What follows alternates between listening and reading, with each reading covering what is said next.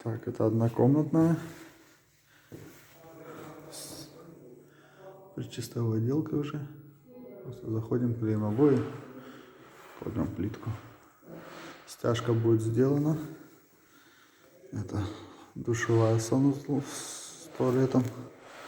Это прямо кухня у нас с выходом на балкон.